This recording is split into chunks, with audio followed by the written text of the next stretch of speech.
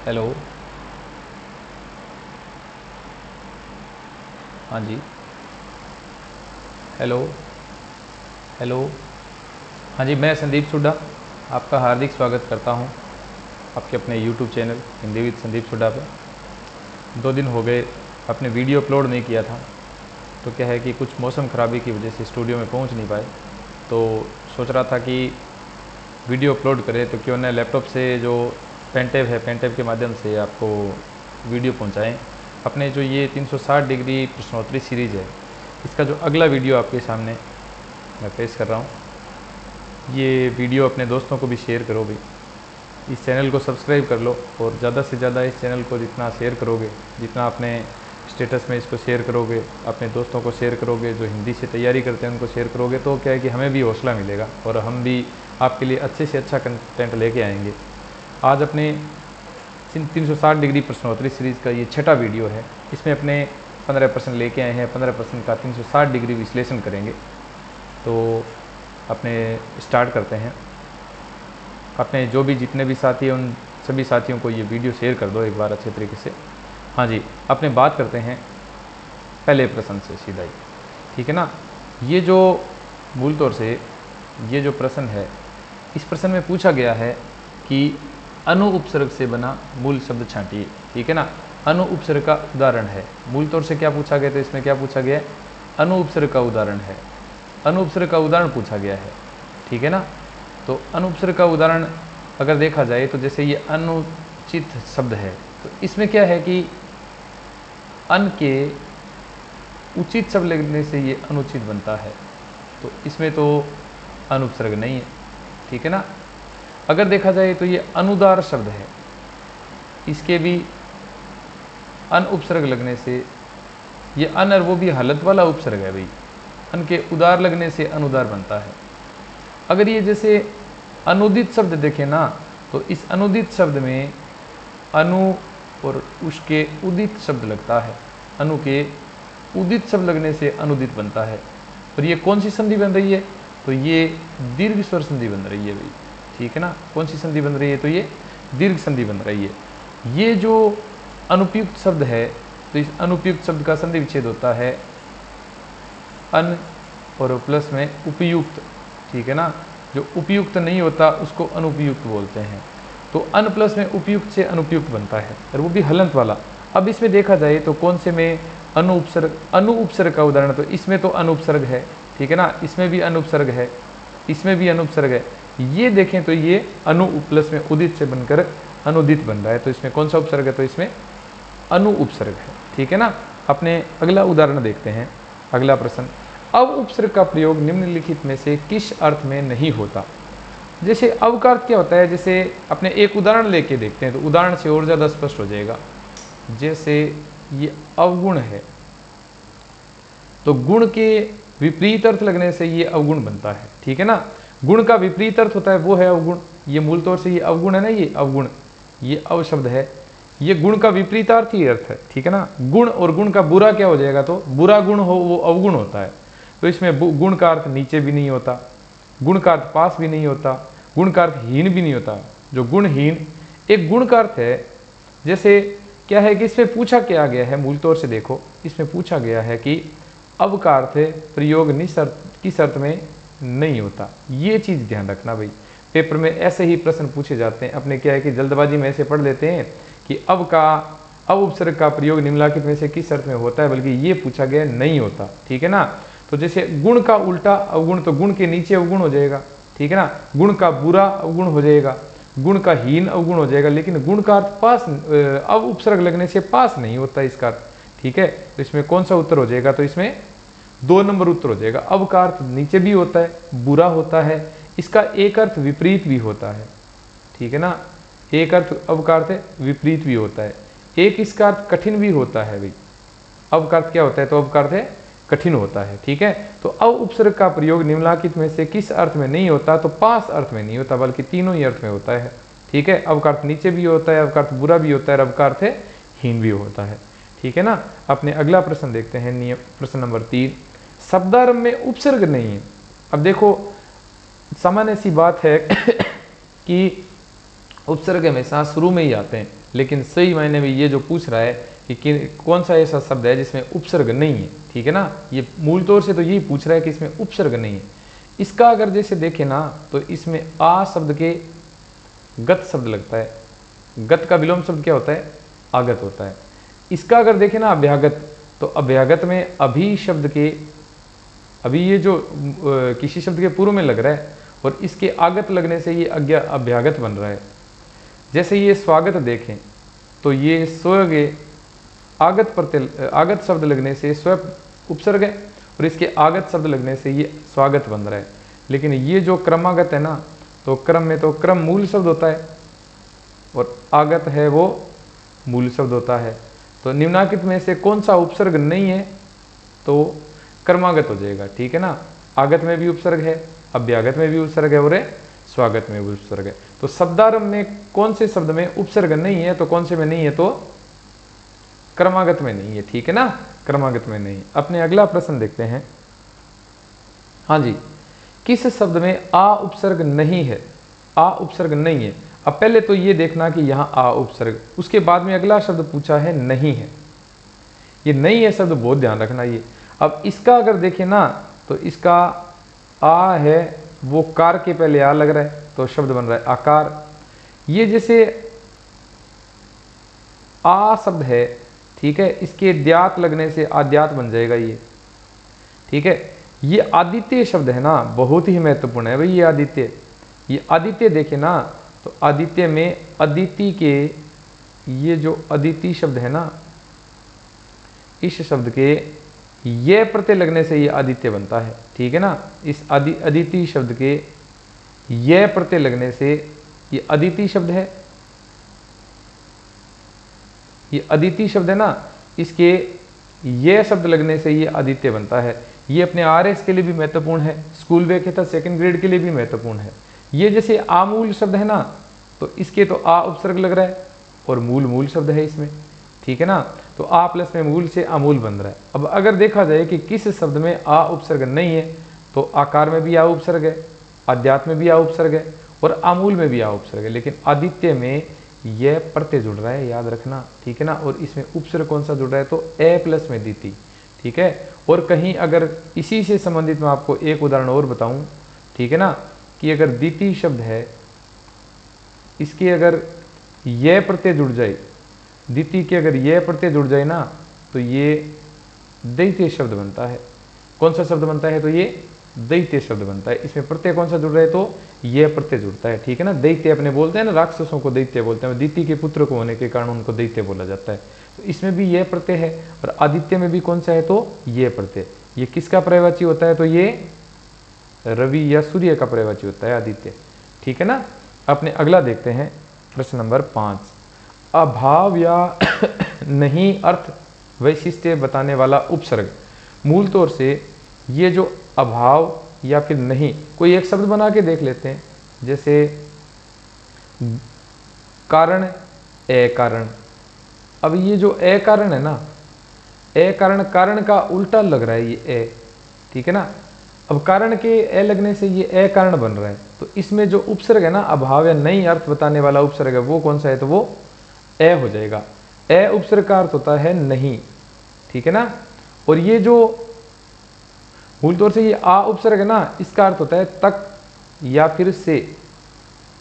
ये जो अभी का अर्थ होता है विशेष, ठीक है। या तो इसका अर्थ विशेष होता है या प्रधान होता है, और या देखा जाए तो इसका अर्थ है श्रेष्ठ होता है। और ये जो प्र उपसर्ग होता है, प्र का अर्थ होता है मुख्य, प्र का अर्थ होता है मुख्य या फिर प्रधान या फिर श्रेष्ठ भी हो जाएगा। तो इसमें से पूछा गया है ए उपसर्ग या फिर पूछा गया अभाव या नई अर्थ देने वाला वैशिष्ट्य बताने वाला उपसर्ग है, तो इसमें क्या हो जाएगा? तो ए उपसर्ग हो जाएगा। इसमें जो ये वैशिष्ट्य शब्द है ना, इसमें भी कौन सा प्रत्यय लग रहा है? तो इसमें यह प्रत्यय लग रहा है, ठीक है ना। विशिष्ट शब्द के यह प्रत्यय लगने से वैशिष्ट्य बन रहा है। हाँ भी, जो भी ये वीडियो देख रहे हैं उनको बता दें कि ये अपने प्रश्न कर रहे हैं, ये 360 डिग्री प्रश्नोत्तरी सीरीज में अपने हिंदी से संबंधित कोई भी प्रश्न आता है तो उसका 360 डिग्री एंगल से अपने विश्लेषण करते हैं कि कि अगर इसका उत्तर हो सकता है तो ये हो सकता है, और इसका उत्तर ये हो सकता है तो क्यों हो सकता है। अपने क्यों के साथ में चारों ऑप्शन से संबंधित अपने प्रश्न करते हैं।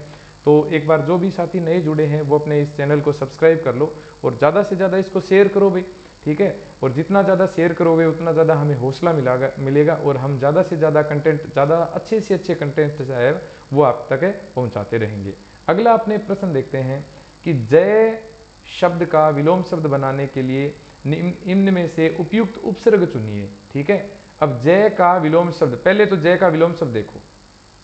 जय का विलोम शब्द विजय तो नहीं हो सकता, ठीक है ना। जय का विलोम शब्द इन चारों में से बना के देखते हैं। एक तो जैसे यहां तो बन रहा है पराजय, ठीक है, यहां बन रहा है विजय, अगर यहां देखें तो बन रहा है संजय, और यहां आपने देखें तो यहां बन रहा है सुजय। तो अपने जैसे जय का विलोम शब्द बनाने के लिए निम्नलिखित में उपसर्ग कौन सा होगा, तो जय का विलोम शब्द होता है पराजय, तो कौन सा उपसर्ग हो जाएगा, तो परा। परा उपसर्ग का अर्थ होता है उल्टा, ठीक है ना। परा उपसर्ग का क्या अर्थ होता है, तो परा का अर्थ होता है उल्टा, ठीक है। तो जय का विलोम शब्द ये 2nd ग्रेड में आया था भाई प्रश्न। अगला प्रश्न देखते हैं, प्रश्न नंबर 7। इनमें से किस शब्द में एक से अधिक उपसर्ग नहीं जुड़े हैं। भाई अब पेपर में पूछा गया कितने उपसर्ग है, तो इसमें एक उपसर्ग वाला प्रश्न है, वो छांटिए। तो जैसे ये अवहेलना है ना, तो इस अवहेलना में अव तो उपसर्ग है और हेलना मूल शब्द है। अब देखो इसमें कितने उपसर्ग जुड़ रहे हैं, तो इसमें तो एक उपसर्ग जुड़ रहा है। जैसे ये पर्यावरण शब्द है, तो परि शब्द के आवरण शब्द लगने से पर्यावरण बनता है, और ये संधि भी हो रही है इसमें कौन सी संधि हो रही है, तो इसमें यण संधि हो रही है, ठीक है ना। तो इसमें एक तो ये उपसर्ग जुड़ रहा है, एक इसमें आ उपसर्ग जुड़ रहा है, ये दो हो गए। ये जैसे समाचार शब्द है ना, तो समाचार में सम हलंत वाला, याद रखना सम हलंत वाला, ये सम हलंत वाला, और इसके आचार लगने से ये समाचार बनता है। सम शब्द के आचार शब्द लगने से समाचार बनता है। एक तो ये उपसर्ग हो गया और एक ये आ उपसर्ग हो गया। जैसे ये स्वाभिमान शब्द है, तो स्वाभिमान शब्द है ना, तो एक तो इसके स्व शब्द जुड़ रहा है, और ये तो बहुत महत्वपूर्ण है भाई, ये तो बहुत बार एग्जाम में पूछा गया, RS मैथ्स में पूछा गया था। स्व उपसर्ग से बने दो शब्द छांटिए। जैसे एक तो स्व प्लस में अधीन स्वाधीन, स्व प्लस में अभिमान से स्वाभिमान।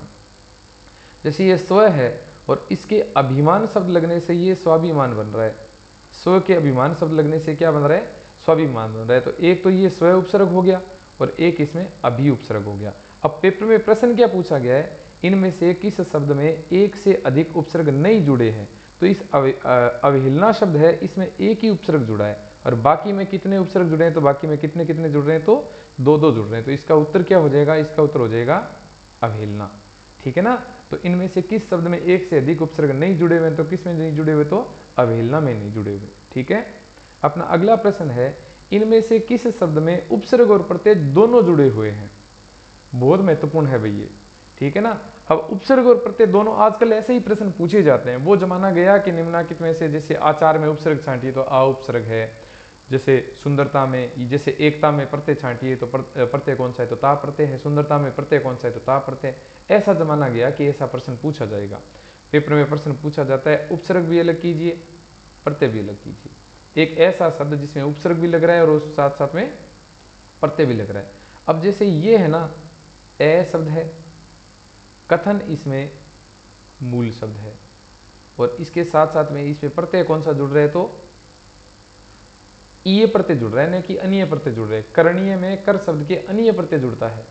यहां ये बिकना क्रिया हो रही है, ठीक है ना, और ये कृदंत प्रत्यय है भाई, क्रिया के आउ प्रत्यय लगने से ये बिकाऊ बनता है। ये जैसे बे उपसर्ग जुड़ रहा है इसके, ठीक है, और रहम मूल शब्द है इसमें, तो इसमें तो उपसर्ग जुड़ रहा है। जैसे लाजवाब है ना, तो ला और जवाब इसमें मूल शब्द आ जाएगा, तो जवाब मूल शब्द है और इसके पहले क्या जुड़ रहा है, तो ला। ला का अर्थ होता है नहीं, ला का अर्थ क्या होता है, नहीं। बे का अर्थ होता है बिना, बे का क्या अर्थ होता है, तो बिना। ये कौन सा प्रत्यय है, तो ये जो आउ है ना, ये आउ प्रत्यय, ये आउ प्रत्यय कौन सा है, तो ये कृत या कृदंत प्रत्यय है भाई। कृदंत प्रत्यय वो होते हैं जो क्रिया की मूल धातु के अंत में लगते हैं, और तदित प्रत्यय वो होते हैं जो संज्ञा, सर्वनाम या विशेषण के अंत में लगते हैं। अब इसमें देखो ये जो अकथनीय शब्द है ना, तो इसमें ये उपसर्ग जुड़ रहा है और ये प्रत्यय जुड़ रहा है, ठीक है।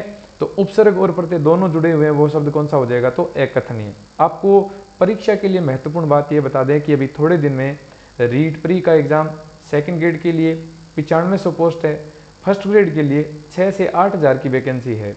तो जब भी पेपर में प्रश्न आते हैं तो प्रश्न का अपने क्या है कि सॉल्यूशन करते हैं, तो वहाँ समझ में नहीं आता अभी प्रश्न कैसे करें। उसके सहयोग के लिए ये टेस्ट सीरीज शुरू की गई है, जिसमें आप देखेंगे तो आपको कंटेंट पता लग जाएगा भी कैसे इसके प्रश्न पूछे जाते हैं, और उस प्रश्नों का उत्तर है वो अपने किस हिसाब से देना चाहिए, ठीक है। ज़्यादा से ज़्यादा इसको देखोगे तो ज़्यादा से ज़्यादा आपके प्रश्न भी सही होंगे। अपने अगला प्रश्न देखते हैं 9 नंबर का।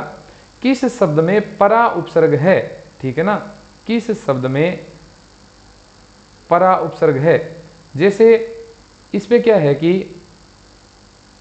मूल तौर से ये फर्स्ट ग्रेड एग्जाम में भी आया हुआ है, ये सेकंड ग्रेड एग्जाम में भी आया हुआ है, ये ठीक है। ये फर्स्ट ग्रेड और ये सेकंड ग्रेड दोनों में आया हुआ है, ये रीट में भी आया हुआ है भाई, ये रीट तीनों में भी महत्वपूर्ण है ये। और अभी थोड़े दिन बाद में जैसे अपने ये पटवारी की वैकेंसी आ रही है, पटवारी की है, ठीक है। अपने अभी जैसे जेलर की वैकेंसी आई हुई है, असिस्टेंट जेलर की, तो उसके लिए भी ये महत्वपूर्ण है।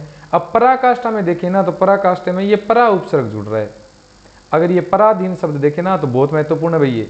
पराधीन में पर शब्द के अधीन शब्द लगने से पराधीन बनता है, पर शब्द के अयन शब्द लगने से परायण बनता है, पर के अयन लगने से क्या बनता है, तो परायण बनता है। पर शब्द के आश्रित लगने से पर का अर्थ होता है दूसरा, ठीक है ना।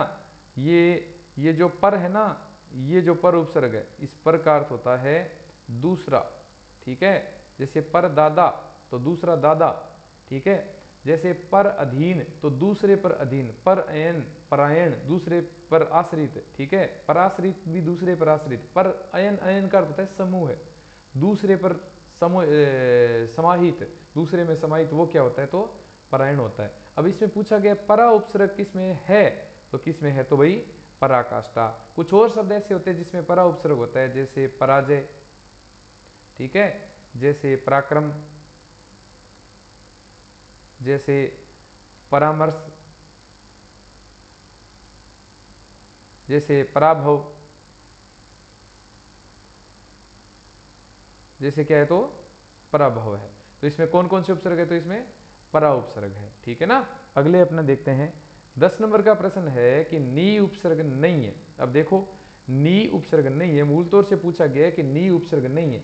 अब नी उपसर्ग नहीं है ना, जैसे निकर, ठीक है, निकर का अर्थ होता है समूह, निकाय, निष्ठा, निरामय। अब इनका संधि विच्छेद करेंगे तो वैसे ही अपने को पता लग जाएगा कि कौन सा उपसर्ग है। आपको उपसर्ग, समास और संधि है, इन तीनों में संधि करके ही देखनी पड़ेगी। अब जैसे ये निकर शब्द है, इसमें पूछा गया है कि नी उपसर्ग नहीं है, तो निकर का आपने देखते हैं ना, तो नी शब्द है, दो नी उपसर्ग है और कर मूल शब्द है। ये जैसे नी शब्द है और इसके काय मूल शब्द है। जैसे ये नी है, इसके स्था लगने से ये निष्ठा बनता है, और ये कौन सी संधि बन रही है, तो ये व्यंजन संधि बन रही है। ये मैं संधि से संबंधित आपको और ज़्यादा इस वजह से बता रहा हूँ कि अपने कर रहे हैं 360 डिग्री विश्लेषण सीरीज। 360 डिग्री मतलब कोई भी प्रश्न होगा उसका 360 डिग्री एंगल से उसका विश्लेषण करेंगे। भी प्रश्न का कहाँ से कैसे प्रश्न बना है, इसकी रूपरेखा कैसी है।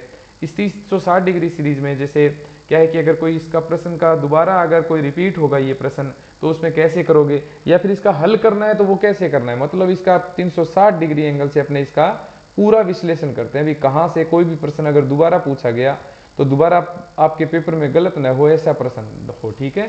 तो ये 360 डिग्री सीरीज का मेन उद्देश्य है। मैंने गणित में सुना था, ठीक है, कि 360 डिग्री वो होते हैं, मतलब पूरा एकदम परिधि। ये जो 360 डिग्री अपने प्रश्न करते हैं, ये जैसे प्रश्न है ना, इसकी 360 डिग्री विश्लेषण कर रहे हैं पूरा का पूरा। ये जैसे निरामय शब्द है ना, तो निरामय का संधि विच्छेद तो होता है नी उपसर्ग और उसके बाद में आमय। और अगर इसमें उपसर्ग पूछा जाए तो विसर्ग वाला कभी उपसर्ग नहीं होता, ये निरुपसर्ग है। इसमें कौन सा उपसर्ग है, तो नीर उपसर्ग है। अब पेपर में पूछा गया है कि नी उपसर्ग नहीं है, तो नी उपसर्ग नहीं है तो किस में नहीं है, तो ये नी उपसर्ग है, निरामय में नहीं है। निरामय में कौन सा उपसर्ग है, तो नीर उपसर्ग है, ठीक है ना। तो नी उपसर्ग नहीं है वाला शब्द कौन सा हो जाएगा, तो वो निरामय हो जाएगा, ठीक है। अगला प्रश्न देखते हैं, जैसे निम्नलिखित में से किस शब्द में उपसर्ग नहीं है। बहुत महत्वपूर्ण है भैया, ये तो अति महत्वपूर्ण इस वजह से भी है क्योंकि ऐसे प्रश्न ही पेपर में पूछे जाते हैं कि जैसे सेकंड ग्रेड में भी थोड़े दिन पहले आया था हम लोग, इसमें कोई उपसर्ग नहीं है, ठीक है ना। जैसे ये बदमाश है ना, तो इस बद और माश मूल शब्द है, इसमें बद का अर्थ होता है बुरा। जैसे बहादुर है ना, तो बहादुर में कोई उपसर्ग नहीं है भाई, बहादुर मूल शब्द है, ये बहादुर मूल शब्द है। जैसे ये बे उपसर्ग लग रहा है और रहम इसमें मूल शब्द है, बे के रहम लगने से बेरहम हो जाएगा। इसमें कौन सा उपसर्ग है, तो इसमें ला उपसर्ग है, ला शब्द है, सॉरी ला उपसर्ग है और वारिस इसके मूल शब्द है। तो इसमें बे उपसर्ग है, इसमें ला उपसर्ग है, इसमें बद उपसर्ग है, इसमें कौन सा उपसर्ग है, तो इसमें कोई उपसर्ग नहीं है, तो ये उत्तर हो जाएगा, ठीक है ना। तो निम्नलिखित में से कौन से शब्द में या किस शब्द में उपसर्ग नहीं है, तो बहादुर में नहीं है। हाँ जी, अगला अपने देखते हैं कि किस शब्द में दो से अधिक उपसर्ग है। अब दो से अधिक उपसर्ग है तो ये प्रश्न क्या है कि अपने कॉलेज व्याख्याता के लिए भी महत्वपूर्ण है, ठीक है, कॉलेज लेक्चरर के लिए महत्वपूर्ण है। ये प्रश्न अपने फर्स्ट ग्रेड के लिए भी महत्वपूर्ण है, ये प्रश्न अपने सेकंड ग्रेड के लिए भी महत्वपूर्ण है, ये प्रश्न अपने रीट के लिए भी महत्वपूर्ण है और प्री प्लस में मेंस के लिए महत्वपूर्ण है भाई, ठीक है ना, बहुत ही महत्वपूर्ण है। एक बार जो अपने साथी जो भी नए जुड़े हैं वो इस वीडियो को लाइक कर दो भाई, और अगर आपको ये प्रश्न अच्छे लग रहे हैं, ठीक लग रहे हैं और आपको ऐसे लग रहा है जैसे पेपर में प्रश्न पूछा जाएगा, ठीक है, तो इस चैनल को सब्सक्राइब कर लो और बेल आइकन को दबा लो, क्लिक कर लो, ताकि क्या है कि आने वाला जो भी वीडियो है उसका नोटिफिकेशन आप तक पहुंचता रहे। और दूसरी चीज़ ये है कि ये इस वीडियो को ज़्यादा से ज़्यादा शेयर करना, ताकि आपके जितने भी साथी जो भी हिंदी से संबंधित तैयारी करते हैं तो उन तक ये क्या है कि वीडियो पहुंच जाए, ताकि उनका भी क्या है कि मार्गदर्शन हो सके।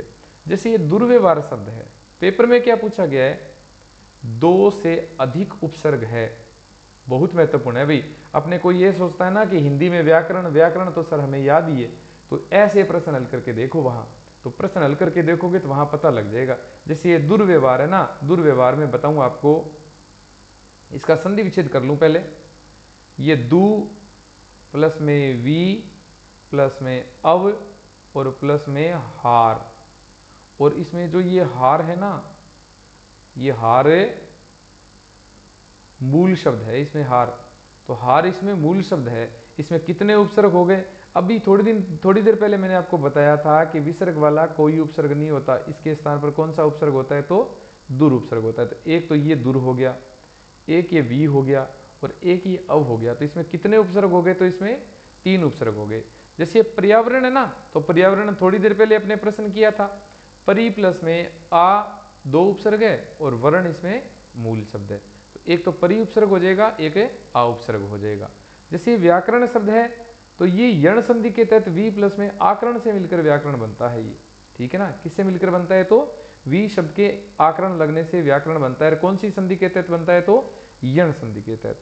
ये प्रश्न बहुत महत्वपूर्ण है भाई, ये जो ऑप्शन है ना, ये समन्वय, ये समन्वय शब्द बनता है, ये सम हलंत वाला और प्लस में अनु प्लस में अय से मिलकर बनता है ये समन्वय, अनु के अय लगने से, अनु के अय लगने से ये अन्वय बन रहा है। और ये कौन सी संधि के तहत बन रहा है, तो ये यण संधि के तहत बन रहा है, ठीक है ना। और इस यण संधि के पहले अन्वय शब्द के सम उपसर्ग लगने से क्या बन जाएगा, तो ये समन्वय बन जाएगा। इस अन्वय के पहले सम लगने से क्या बन जाएगा, समन्वय। तो एक तो इसमें कौन सा उपसर्ग है, तो सम उपसर्ग है, दूसरा इसमें कौन सा उपसर्ग है, तो अन उपसर्ग है, ठीक है, सॉरी अनु उपसर्ग है, इसमें अनु उपसर्ग है, ये ध्यान रखना, अनु उपसर्ग है। सीधा ही पेपर में पूछा जा सकता है अन्वय में कौन सा उपसर्ग है, तो ये जो हलंत वाला उपसर्ग है ना, ये नहीं होता भाई, ठीक है।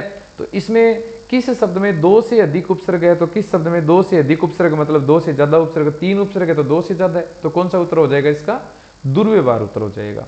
अगला प्रश्न देखते हैं अपने, अंतर्निहित शब्द का सही संधि विच्छेद होगा। ये तो भी क्या है कि अपने इसका संधि विच्छेद करेंगे ना, तो इसमें कौन सी संधि है, तो इसमें विसर्ग संधि है भाई, ठीक है, कौन सी संधि है इसमें, तो विसर्ग संधि है। और इसका संधि विच्छेद करेंगे ना, तो जैसे विसर्ग है, इस विसर्ग का क्या बन जाएगा, रे, बाद में न आता है, तो ये जो विसर्ग है ना, ये जो विसर्ग वाला विसर्ग का रे बना है, ये रे यहाँ चला जाता है, तो इसका उत्तर पहला ही हो जाएगा। ठीक है, 1 नंबर उत्तर। अंतर प्लस में निहित ये नहीं होगा। ठीक है, अंतनी प्लस में हित ये भी नहीं होता। अंतः प्लस में रनिहित, ये रनिहित है, तो ये भी नहीं होता। तो इसका उत्तर क्या हो जाएगा, अंतः प्लस में निहित हो जाएगा। ठीक है, अंतर्निहित में कौन सी संधि है भाई, कौन सी संधि है, तो बताओ भाई कौन सी संधि है, कमेंट बॉक्स में लिखो कौन सी संधि है। तो इसमें कौन सी संधि है भाई, विसर्ग संधि है। अगला प्रश्न देखते हैं। अभी थोड़ी देर पहले अपने दैत्य शब्द पढ़ा था, आदित्य शब्द भी पढ़ा था। पहले तो ये बताओ कि ये जो दैत्य शब्द है ये कैसे बनता है, अपने कमेंट बॉक्स में लिख के बताओ। ये दैत्य शब्द है, ये कौन से शब्द के प्रत्यय या कौन से शब्द के उपसर्ग लगने से बनता है, लिखो लिखो एक बार, तब तक मैं आपको बताता हूँ। ये जैसे द्वितीय शब्द है ना, इस द्वितीय शब्द के ये प्रत्यय लगने से ये दैत्य बन रहा है। द्वितीय शब्द के ये प्रत्यय लगने से क्या बनता है, तो ये दैत्य बनता है। और दैत्य के अरि लगने से, अब ए के बाद में ए लगने से, ए के बाद में ए लगने से दोनों मिलकर आ हो जाता है। और ये कौन सी संधि के तहत होता है, आ तो दीर्घ स्वर संधि के तहत होता है। तो दैत्य में जो ए जुड़ रहा है और आगे भी ए लग रहा है, तो ए के बाद में ए लगने से दोनों मिलकर आ हो जाएगा। ठीक है, तो इसमें कौन सी संधि होगी, तो इसमें दीर्घ स्वर संधि होगी। इसका संधि विच्छेद क्या होगा, ये तो दैत्यारी हो जाएगा। ठीक है, अगला प्रश्न देखते हैं। गवेषणा, गवेषणा शब्द का सही संधि विच्छेद छांटिए। अब जैसे ऐसे प्रश्न पेपर में पूछे जाते हैं ना, तो पहले चीज ये ध्यान रखना कि ये जो गवेषणा शब्द है, तो गवेषणा शब्द में कौन सी ध्वनि लग रही है। यहाँ देखो अव की ध्वनि लग रही है ना, तो गवेषणा का सही संधि विच्छेद होता है गो, ओ, अव, ओ का अव हो जाता है, औ का आव हो जाता है, ए का ए, ऐ का आय हो जाता है, वो अयादि संधि होती है। तो गो शब्द के एषणा, और एषणा का अर्थ होता है इच्छा। एषणा का अर्थ क्या होता है, तो इच्छा होता है। अब जैसे एषणा का इच्छा, गो का अर्थ होता है गौ, गौ से संबंधित है ये। अब जैसे गो प्लस में एषणा, तो ओ के बाद में ए समान स्वर आ जाए, तो इस ओ का, ये जो ओ है ना, इस ओ का अव बन जाता है, और बाद में ए लगने से ऐ हो जाता है। तो ये कौन सी संधि है, तो ये अयादि संधि है भाई। कौन सी संधि है, ये तो अयादि संधि है। और इसका संधि विच्छेद क्या हो जाएगा, तो गो प्लस में एषणा हो जाएगा। जो बच्चे नए जुड़ रहे हैं उनके लिए जानकारी ये है कि अपने 360 डिग्री प्रश्नोत्तरी सीरीज कर रहे हैं, और 360 डिग्री प्रश्नोत्तरी सीरीज के ये 5वां वीडियो, छठा वीडियो है। और इस वीडियो में अपने कोई भी प्रश्न अगर होता है तो उस प्रश्न का 360 डिग्री विश्लेषण करते हैं कि ये प्रश्न कहाँ से पूछा गया था, कैसे पूछा गया, इसका उत्तर है तो क्यों है। इसका उत्तर गो प्लस में ऐषणा नहीं हो सकता, क्योंकि ये तो गवेषणा बन जाता। गौ प्लस में ऐषणा से गावेषणा हो जाता, ये गौ प्लस में ऐषणा से गावैषणा हो जाता ये। तो इसका शुद्ध संधि विच्छेद क्या है, तो गो प्लस में ऐषणा है। उम्मीद करता हूँ ये जो 15 प्रश्न आपको जो प्रश्नोत्तरी सीरीज के 360 डिग्री प्रश्नोत्तरी सीरीज के करवाए हैं वो आपको अच्छे से समझ में आए होंगे। अगर कोई आपके फिर भी कोई समझ में नहीं आया हो तो अपने कमेंट बॉक्स में मेरे को बताना, और कोई भी अगर कोई सुझाव देना चाहो तो वो भी आमंत्रित है। कोई भी आप सुझाव देना चाहो तो वो भी आमंत्रित है भाई। ठीक है, आपके सुझाव हमारे लिए बहुत ज़्यादा महत्वपूर्ण है। कमेंट बॉक्स में अपने सुझाव देना, और जो कुछ भी हमसे कोई और उम्मीद करते हैं आप लोग, तो बिल्कुल हमसे शेयर कीजिएगा। ठीक है, जितना आप शेयर करोगे, जितना आप हमसे साझा करोगे अपने सुझाव, उतने ही हम उन पे इम्प्लीमेंट करेंगे। और जितना आप इस चैनल को ज़्यादा से ज़्यादा शेयर करोगे, ज़्यादा से जो ज़्यादा लोग इस चैनल को देखेंगे, तो उतना ही हमारी भी हौसला अफजाई होगी, हम भी मूल तौर से हौसले में लबरेज रहेंगे। तो जितना ज़्यादा से ज़्यादा इस चैनल को देखोगे, उतना ज़्यादा ही हम क्या है कि आप तक नए नए वीडियो पहुंचाते रहेंगे। मैं संदीप सुड्डा, आप उम्मीद करता हूं आज जो प्रश्न आपको करवाए हैं वो प्रश्न सारे के सारे आपको समझ में आए होंगे। फिर भी अगर कोई सुझाव है तो वो सुझाव हमारे लिए बहुत मायने रखते हैं। अपने सुझाव है वो कमेंट बॉक्स में डालिएगा, और अपना ख्याल रखिएगा, अपने घर वालों का भी ख्याल रखिएगा। मिलते हैं अगले एक वीडियो के साथ में, जिसमें आपको व्याकरण के और ज़्यादा प्रश्न कोई समझ में नहीं आए तो वो समझ में आपको और ज़्यादा समझाने की कोशिश करेंगे। एक नए वीडियो के साथ में फिर से मुलाकात होगी 360 डिग्री प्रश्नोत्तरी सीरीज की। तब तक के लिए सभी को नमस्कार, जय हिंद।